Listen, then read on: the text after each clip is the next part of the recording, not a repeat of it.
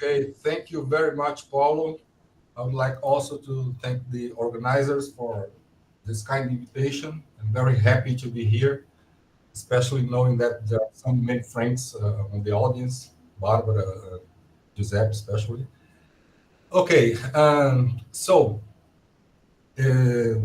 my intention here today is to give a brief survey on this subject. And then after that, I will present a recent result, the main result of our joint work with Giuseppe Pipoli, as Paulo mentioned. Okay. So let me start with some notation, setting some notation. I will consider hypersurfaces of Riemannian manifolds in general at first, all oriented, and we call the unit normal n, that we denote by n. This defines, of course, the shape operator of the hypersurface. It's an operator on the tangent bundle of sigma of the hypersurface in M. This denotes the Levi-Civita connection of M. And so this operator, it has the blessing of being self-adjoint. So it has n eigenvalues, which we denote by K1, Kn, and call them the principal curvatures of sigma. If you take the trace of A, we define this function here is just the mean curvature function, what non-normalized. Okay, sorry for that, Barbara. So in general, people normalize it by dividing by n, but sometimes I do that, sometimes I don't do. Here, it's better not to do that because the n will get in the way. It's not good. Okay. So in this setting, we define isoparametric hypersurface as follows. A hypersurface of a Riemannian manifold M is called isoparametric if it has constant mean curvature, as do any of its nearby locally defined parallel hypersurfaces. Let me say that by parallel here, I mean you take the original hypersurface, you go by through the normal geodesics, normal through M, geodesics of the ambient space at a fixed distance. So this way you construct your parallels. Okay, this is always possible to do at least locally. So this definition is good. It's okay. Okay, the first interest in this kind of hypersurface is that, in fact, there are level sets of some kind of certain functions defined on the ambient space called also isoparametric. So this justifies the nomenclature.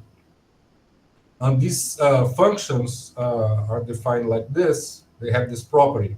We have this function f defined on the manifold M. This satisfy the gradient and the Laplacian satisfy these two equations here. Okay, for functions, real functions phi and psi.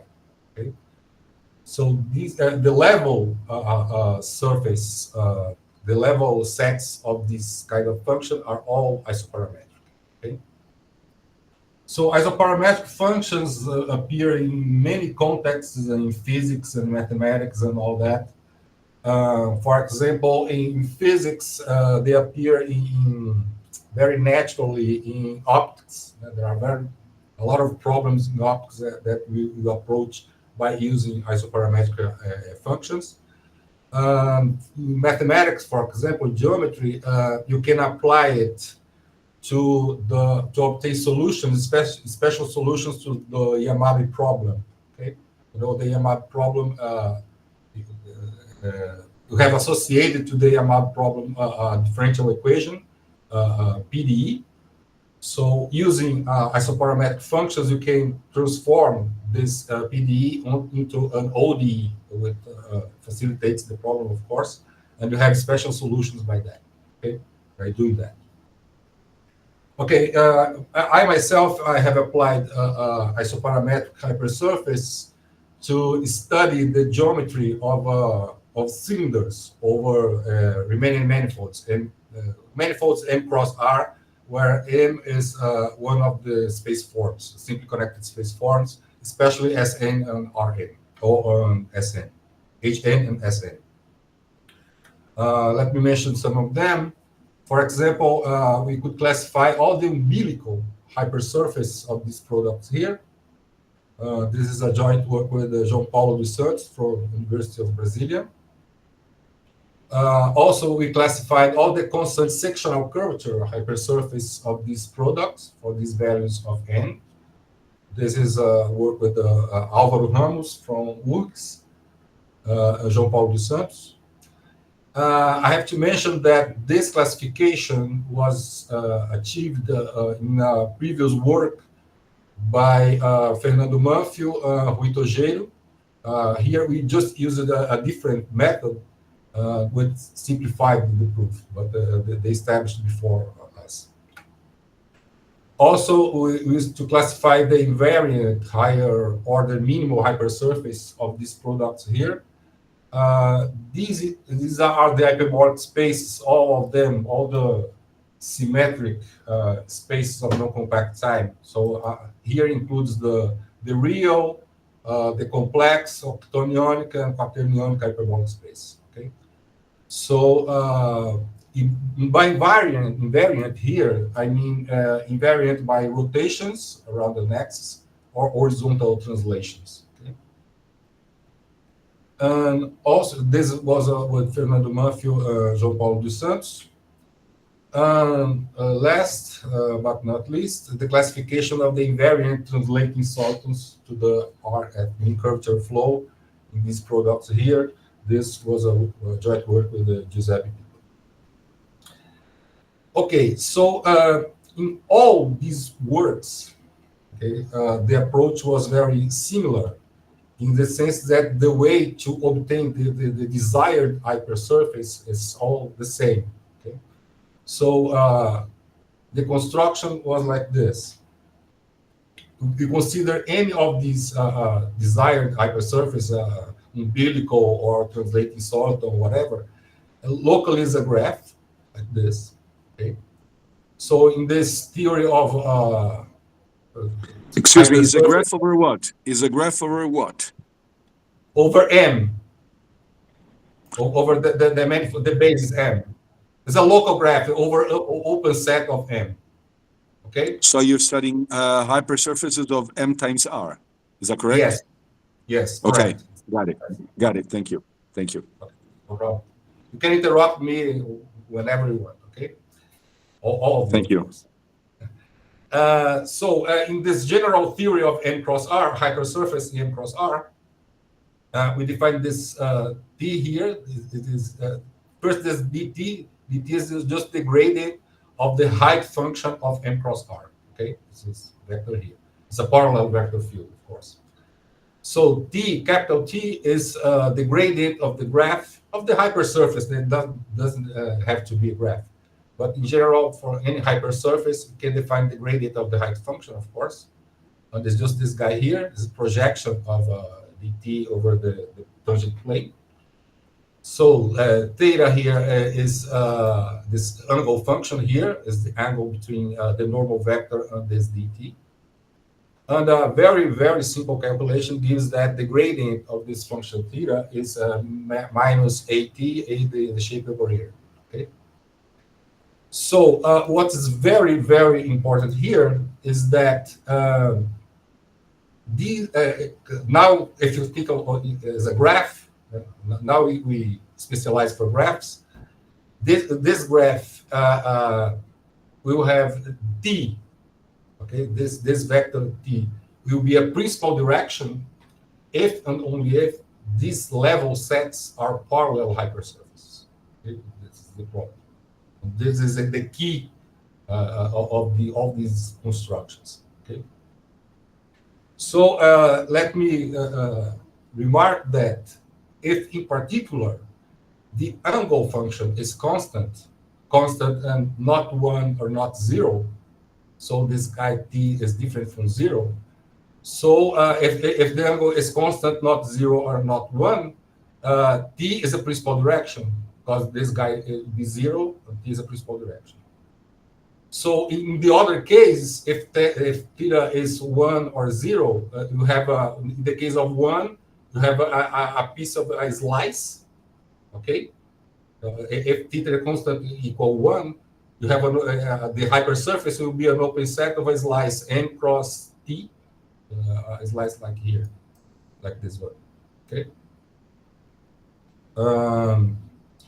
Also, if theta is constant equals 0, then it's easy to prove that you have a cylinder over a hypersurface of n. So summarizing, if the angle is constant, you have three possibilities. It's a slice, a piece of slice, a cylinder, or a graph over parallels, like this one. Okay? So some more features of this theory here is that to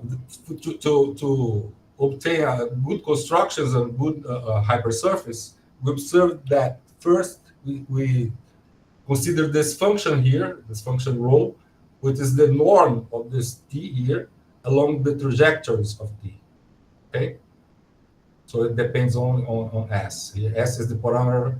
Actually, s is the parameter for the geodesics here on the basis. Okay, and use it here too. Okay, so this function is important because it determines the graph. Since you have the parallel hypersurface here, okay, if you have this function rho, you can define this function rho determines the height function of the graph, this function phi, from this relation here, through this relation, okay? So up to a vertical translation, this function determines the function phi. Okay? Okay, so why this function is so important, the rho function? Because it relates with the principal curvatures of the graph in this way. The first n minus 1 principal curvatures are given by this relation here. The rho is this function here. And this guy here is the principal curvature of the parallel at level S here, at this point here, Fs of p. Okay. The last principal curvature, Kn, is the derivative of rho, and it's also the principal curvature associated to the principal direction t. Okay. So, for example, in particular, so the importance of rho is that because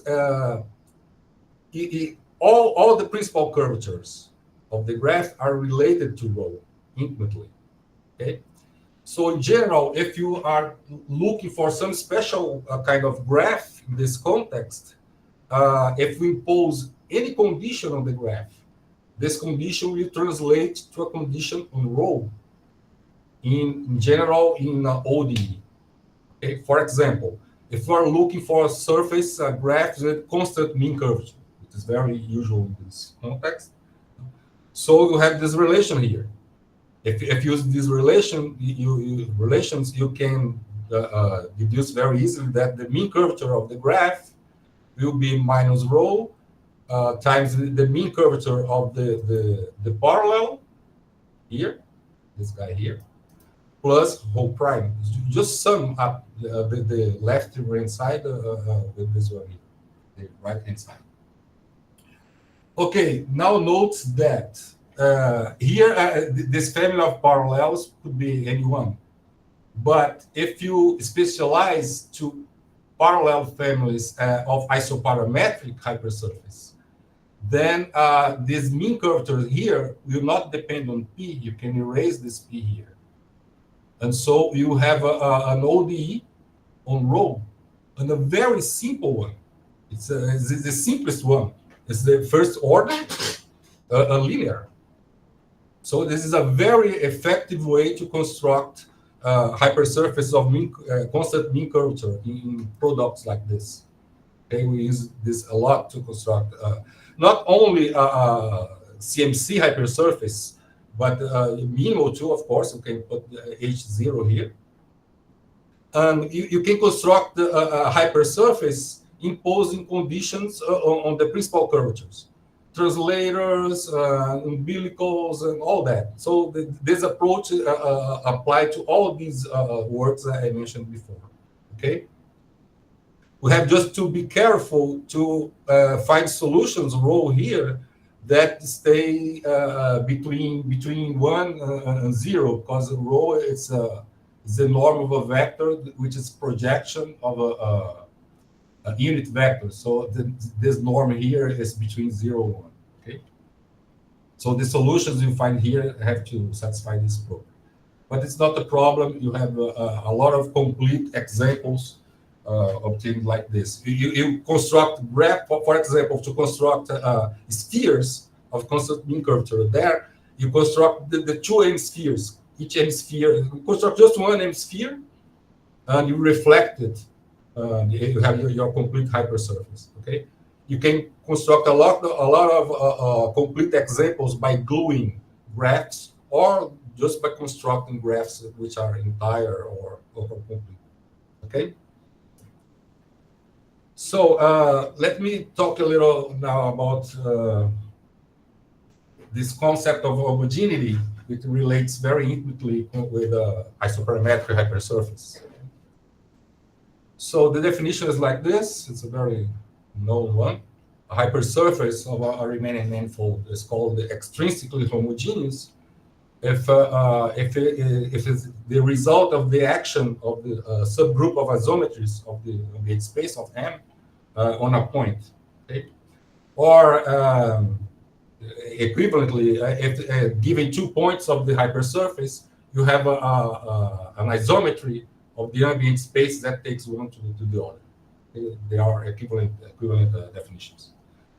Okay, it turns out that homogeneous hypersurfaces are all isoparametric and CPC. CPC means constant principal curvatures. Okay, it's a very standard result in this theory. Okay, and it's very also standard that the converse is not true.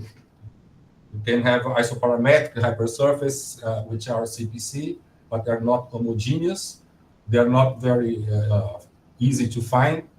But the most known are these FKM examples. FKM stands for Ferros, Kushner, Musner, Karcher, and Musner. And they are isoparametric hypersurface of the sphere. I will give more details in a few slides. Okay, everything okay so far? Yes, everything's okay. Thank you. Okay, thank you. Okay, so let's talk about classification of isoparametric and homogeneous hypersurface. Let's start with the simply connected space forms. First, Rn and Hn, the hyperbolic space.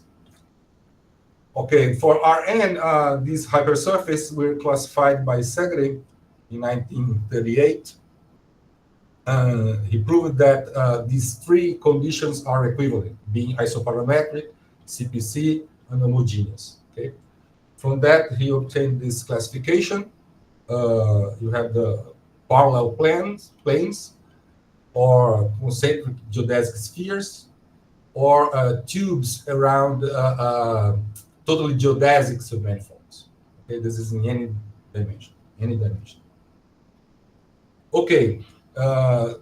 Then in 38, same year, Cartan classified the hypersurface isoparametric in hyperbolic space. Okay.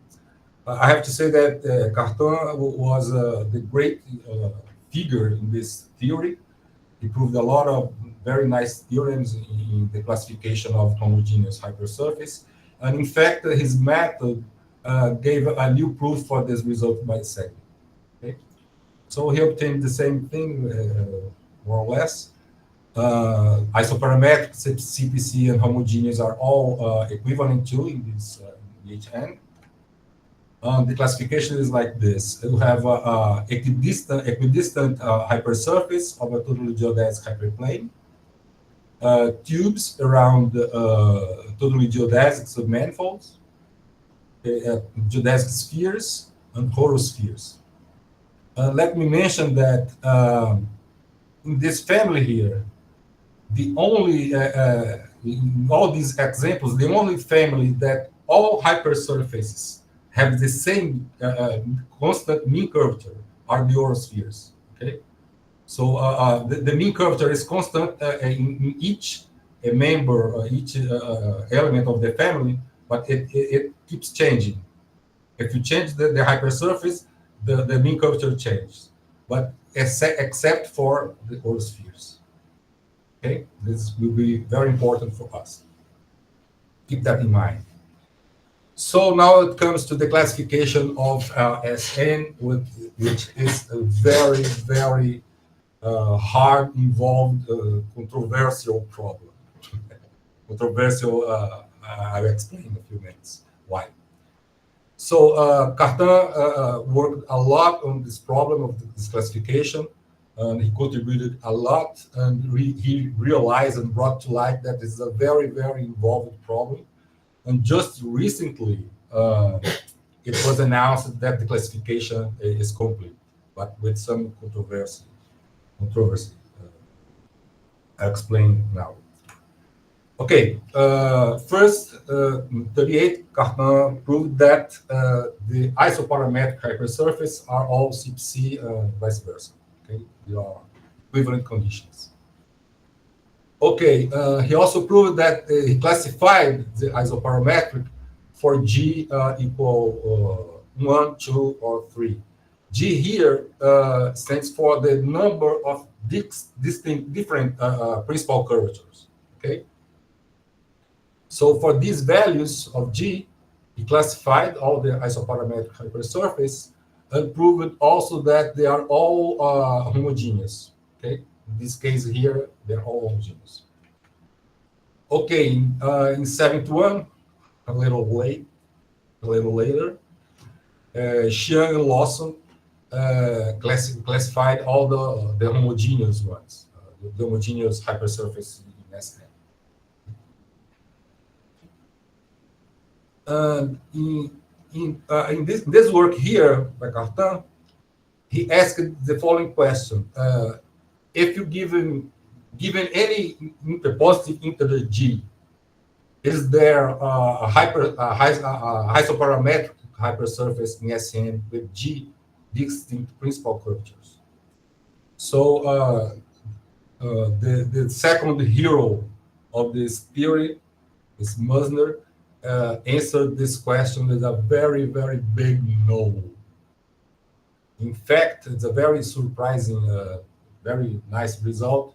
He proved that for any isoparametric in any SN, G can assume just these values: 1, 2, 3, 4, and never 5 and 6.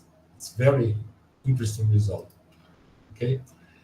Since Cartan classified all the hypersurface with these G's, we have just to classify these guys here. Okay?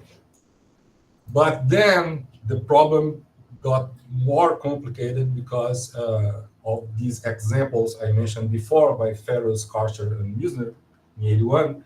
They proved that there exists a whole family of non-homogeneous examples if G is 4. So it complicated a lot, because if they could prove that no homogeneous examples exist, we could just use this classification here and we will be done. But with these examples, the classification focused on proving that these are the only ones. Okay, so if you prove that these are the only ones, you have the classification of all isoparametric hypersurface, because they are all homogeneous except for those, and use this classification here.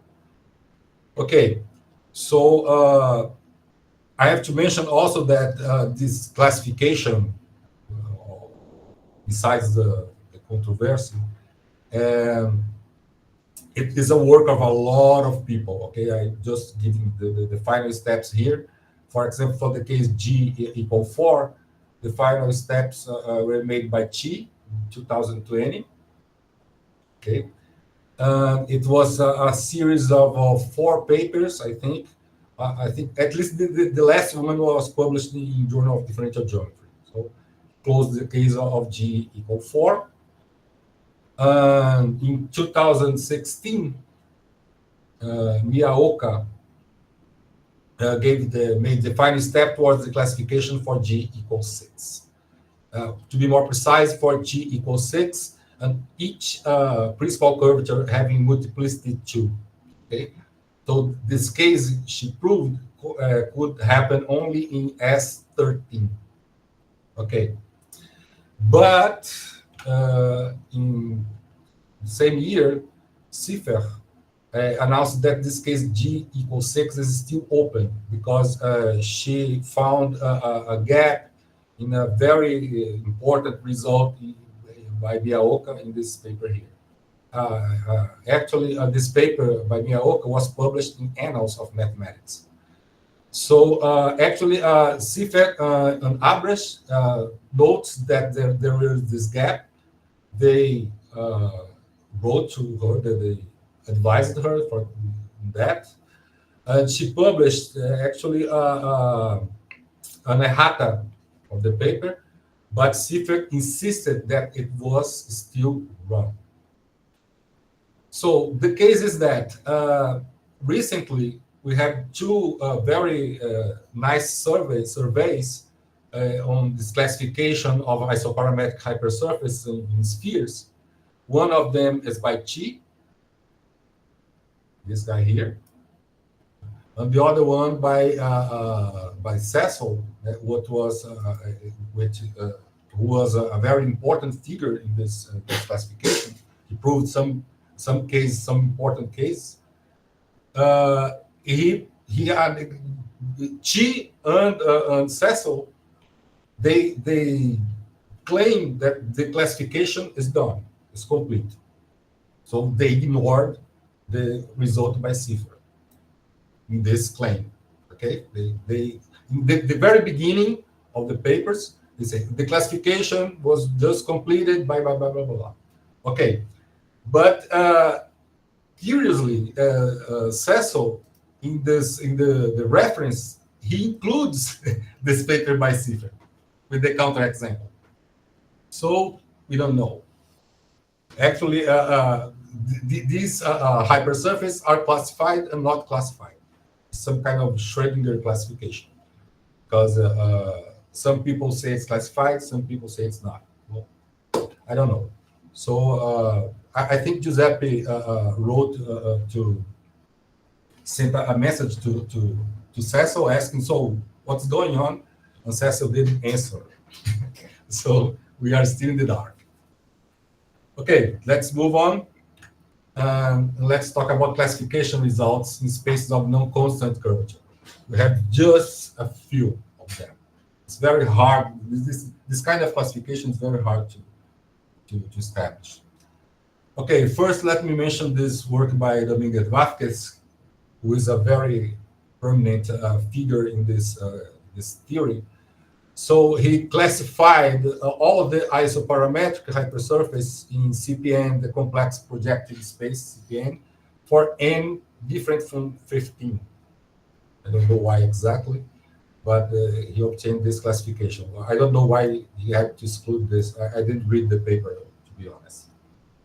So following that, we have this result by Diaz Ramos, Dominguez Vázquez, and San Martin Lopez, from 2017, and they classified all the isoparametric hypersurface in the complex hyperbolic space. Okay. This is the only result I know which is valid for all dimensions, besides the ones in the space forms. Okay. Outside space forms, this is the only one I know for any dimension. To prove to classify in dimension is a very delicate problem. I will make clear in a few slides why. So we have this classification by Urbano in 2019. He classified all the isoparametric and homogeneous in S2 cross S2. Also, this work by Dominguez Vázquez and Montano from 2021, they classified in the E capital spaces. The very famous one, I think everybody knows this space here. They classified all the isoparametric, homogeneous, and constant principal curvatures. It's a very beautiful paper, and it inspired us a lot. Our work is totally inspired by this classification here. I have to mention that these spaces are all three-dimensional spaces, okay, and simply connected. You have this result here by these Chinese guys on 2024, last year. They classified all the isoparametric and homogeneous in this product here.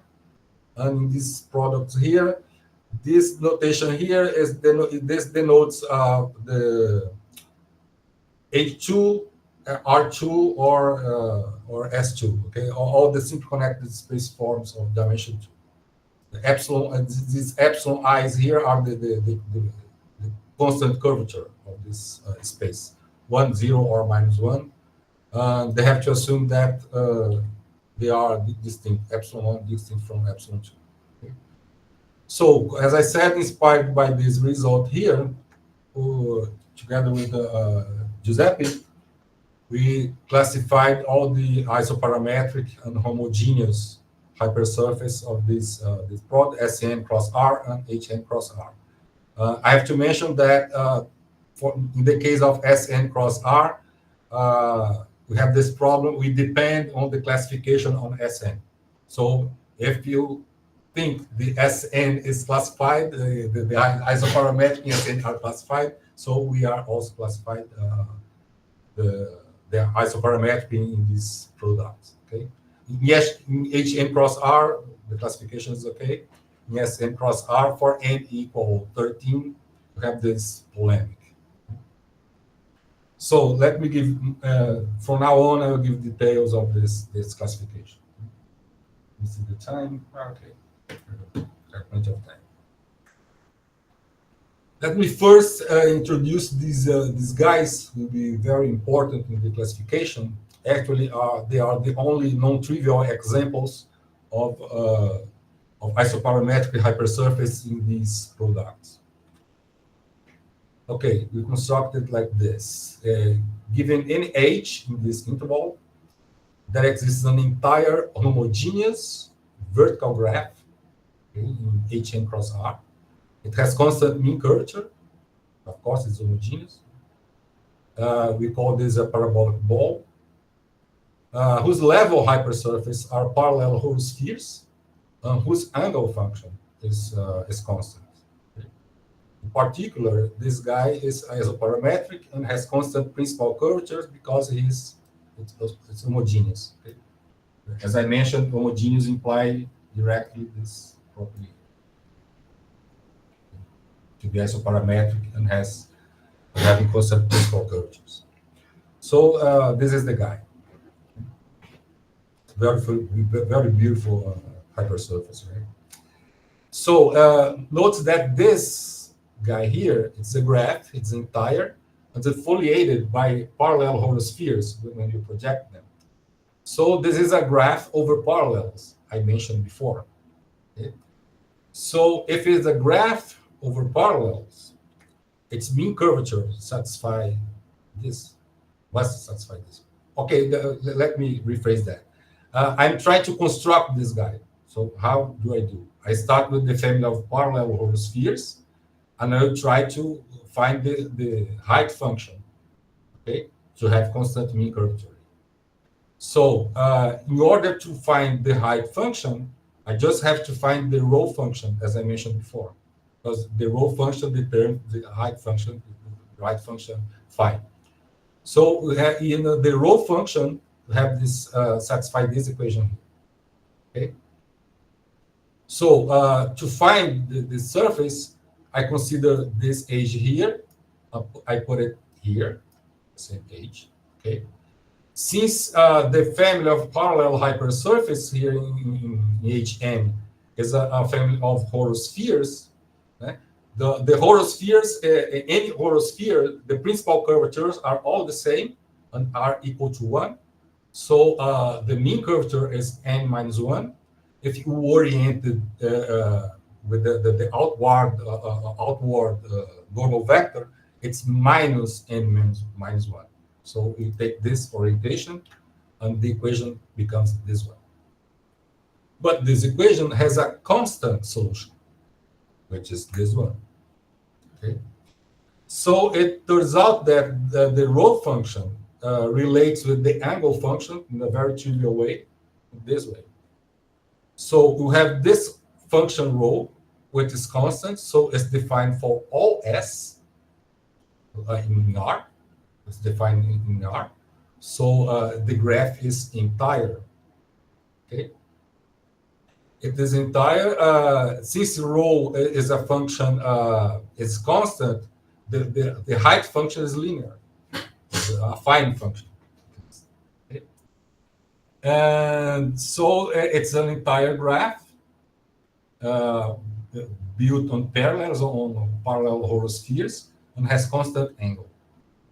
So it's very easy to prove that it's homogeneous too. It's very easy to, if you have 2 points on this graph, to go from one to the other by using an ambient isometry. It's very trivial. Okay, so we have this example.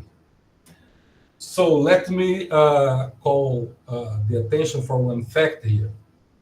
Suppose now that you have in Hn cross R or Sn cross R a hypersurface which has constant angle.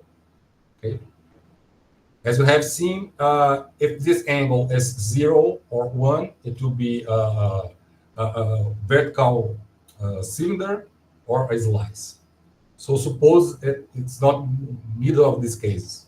Okay, the angle is not 0, it's not 1. Okay, so as you have seen, so P is a principal direction. Okay, so locally it's a graph over parallels.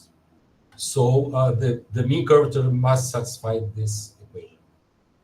Okay, but we are assuming that the angle is constant. So rho is constant. So this is 0. Okay, this guy here will be constant, but will be a constant independent of S and P. So in Sn cross R, in Sn or Hn, there is only one family with this property I mentioned before. It's the horospheres. So summarizing, if you have a constant angle hypersurface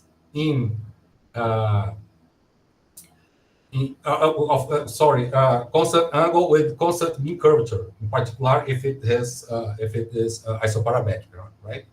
So constant angle with constant mean curvature, or isoparametric if you want.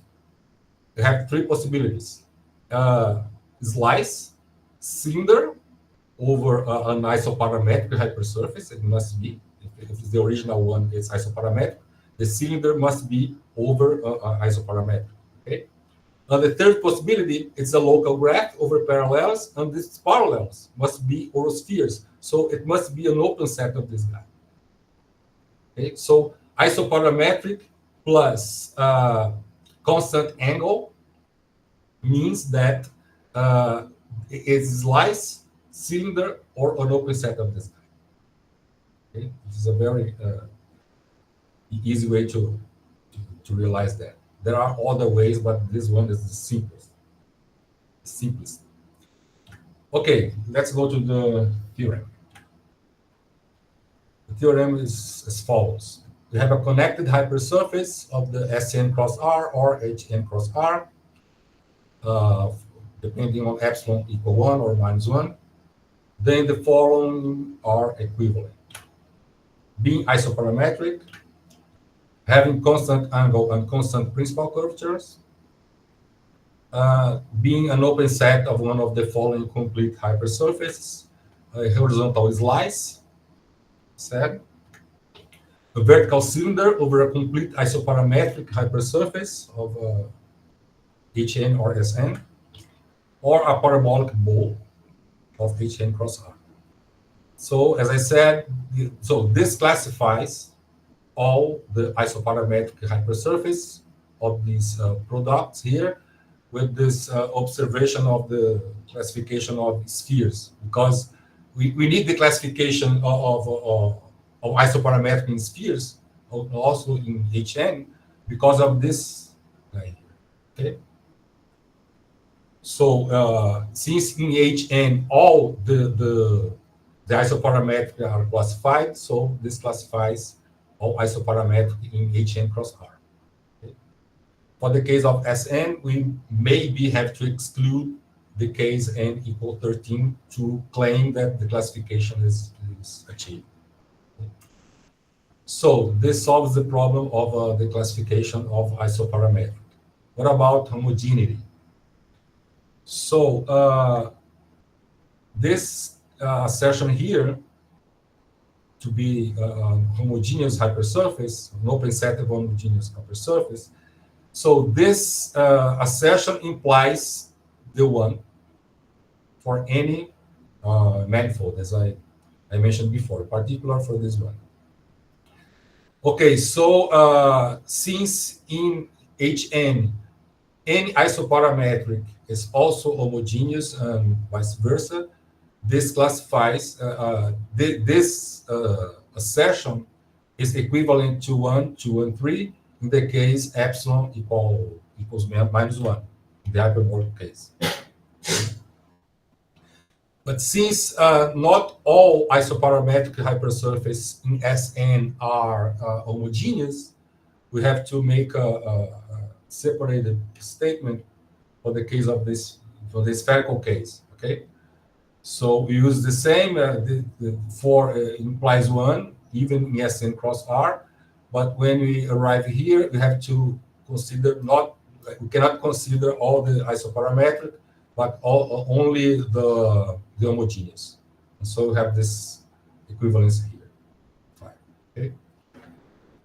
So we have to recall that the homogeneous in Sn are all classified. So it classified all homogeneous in Sn cross R are classified by this this theorem.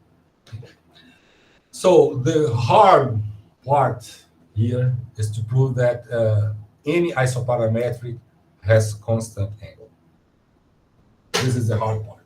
In any of these works I mentioned before, this is the hard part, is to prove that isoparametric has constant angle. When you restrict the dimension for 2 or 3, the problem is solvable. Okay? But when that dimension is any dimension, it's very hard. I will explain why. So to explain that, I will have proved that this that isoparametric implies constant angle just for the case n equal 2, because it will translate the idea completely. So the rest is just to make calculations and prove more theorems, but the idea is the same. Okay. One more thing is that being isoparametric and having constant angle implies immediately that it has constant principal curvatures. By using these equations I used it before, it's very easy to prove that. So we have to prove that is what we really have to prove is that isoparametric implies constant angle. So I think I can do this in 6 minutes and a half.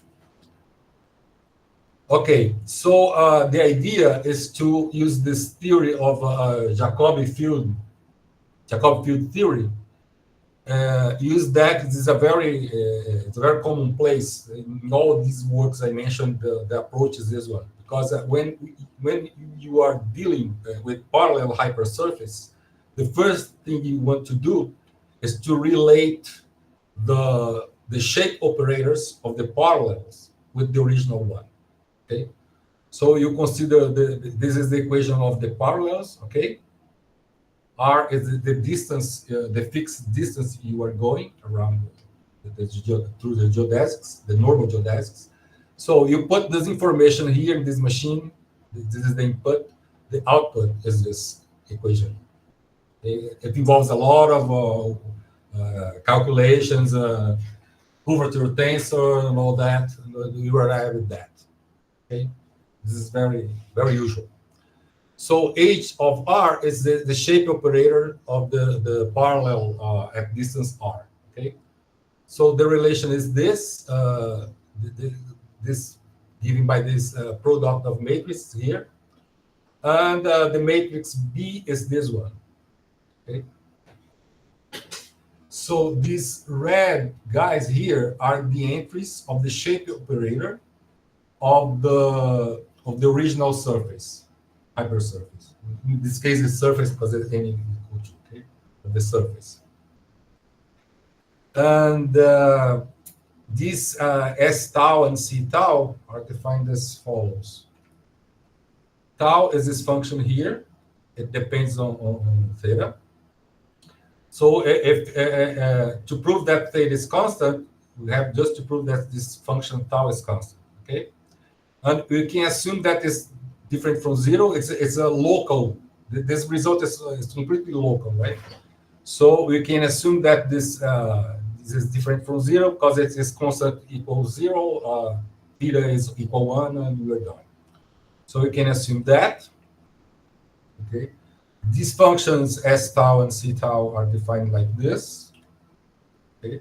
They are actually solutions to certain differential equations we obtain when we consider these Jacob fields along the geodesics, the normal geodesics. Okay. It's not important here. Okay, so next we consider this function. This d of r is the determinant of this matrix B. So it's the determinant here. And we have this relation we obtained from the output of the Jacobi field machine. We have this relation here. So the trace of this matrix here is the trace of this matrix here. So, but the trace of this matrix is the mean curvature of the parallel at level R. So I have this here. And this, it's a elementary fact that the analysis that this trace of this matrix is just this derivative over d, this function. Okay, this is very usual. We can do that more or less easily in any dimensions. The dimension is not important here at this point. It's okay. You can do this for any dimension. You can obtain this matrix B. It will be a bigger one, of course, but you can always do that, and you can always obtain this relation. You can write here. For any dimensions, it's okay to write here. No problem. Okay, so this function f, if you consider just this blue part, is identical to 0. So is all its derivatives are 0. So what is the general idea here? What was used by all these previous works, in particular by Manzano and Dominguez Bates. The idea is they use it is to express any Aij of these guys, any red guy, any of these red guys, in terms of the function tau. Okay? Any of them. By taking this equation and the derivatives of this. All the derivatives, of course, will be 0. You have many equations. And if you take a certain number of these equations and manipulate them wisely, you can express any Iaj here, the red guy, in terms of the function tau. Okay. After that, you isolate tau in an equation, in a polynomial equation. So tau must be a solution of a polynomial equation. So it must be constant. Okay, that's the general idea. Okay, for us, we take this particular example, but we are thinking in n dimensions. Okay. So for an arbitrary dimension, this is completely impossible to do, to express any Iaj in terms of tau. It's impossible to do that. Forget about it. So we have to come with a new idea to overcome this problem. Okay. So that is the difficulty in any dimensions. is to solve this algebraic problem. It's completely algebraic. Okay, from now on, it's algebra. All right. So what did you do? Ta-da. First, we realized that if you take the first derivative of f, you have this equality here. Okay. From come to here, from here, we use this equation. Okay. If you take the second derivative and use this equation here, you have you do this on and on. You have this relation here. The derivative of order k is the derivative of k plus 1 of d plus this function fk of d here. In the case, note that this function phi k here, this is just this function here for k equal 1. Okay, so when you start to take the derivatives, you have more guys here. Okay, but they are also depending on h or its derivatives. And don't forget that we are assuming that we are the parallels are they are isoparametric. So the mean curvature is constant for each r. It doesn't depend on p, it depends only on r. Okay. So instead of try to express any IAJ in terms of tau, we did this. We consider these three guys here. Alpha, which is minus A22, beta, minus A11, and gamma, this guy here. Okay? So we consider this vector x naught with these coordinates, alpha, beta, and gamma. And dk, this guy here, is this function f phi k at 0. Recall that this function depends only on r. Since I fix r equals 0, this is a constant. Okay, we call it dk. So we realized that these guys, alpha, beta, and gamma, satisfy these equations. This one here, this one here, and this one here. So this shows that this vector here is a solution to a linear system. So this is the first accomplished we had. We could transform the algebraic problem in a linear algebra. Okay? Of course, linear algebra is algebra, but the general algebraic problem to a specific linear algebra problem. Okay? We linearized the thing. Okay, so what's important about this? So, as I said, x naught is the solution of this system, mx naught equal p. The system is the augmented matrix is this one. Okay, this is the solution. So now comes my favorite part. First, we call MJ this matrix obtained from M by replacing its jth column with P in this guy here. Okay?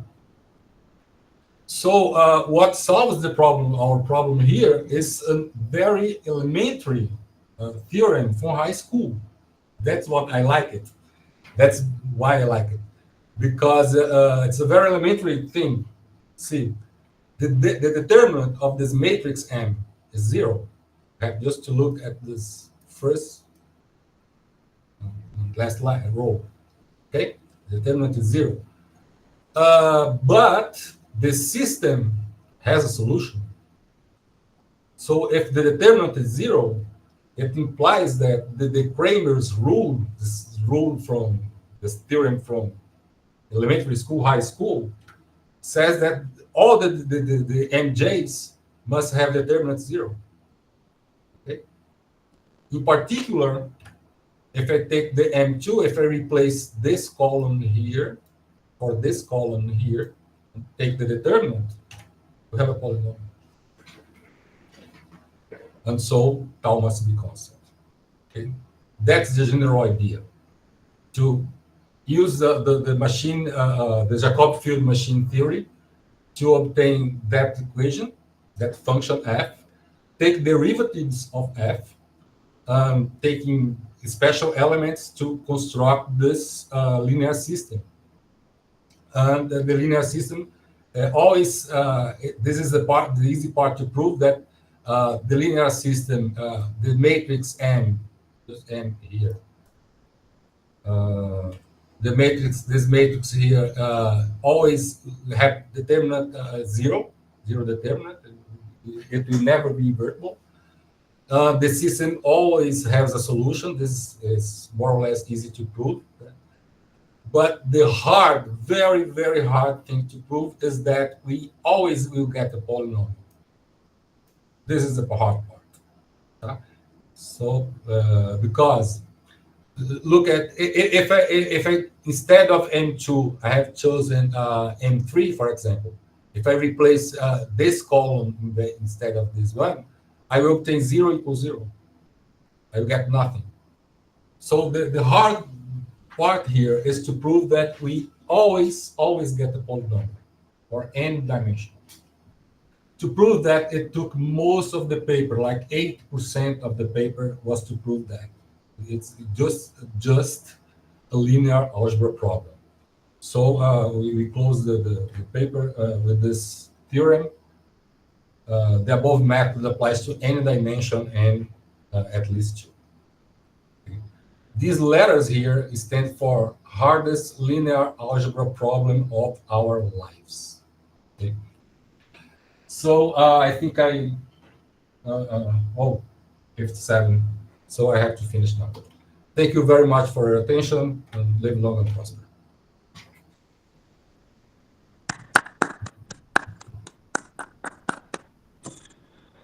Thank you very much, Ronaldo. Congratulations for this result of classification of, in the case of products of space forms with R. Thank you. Would anybody like to ask any question to our speaker today? Don't be shy. Okay, let me ask you a question. I understand that these isoparametric... Oh, I'm sorry. Is anybody speaking?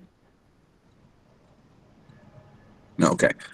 These isoparametric hypersurfaces, in a sense, do not require any PDE theory. Is that correct? PDE series?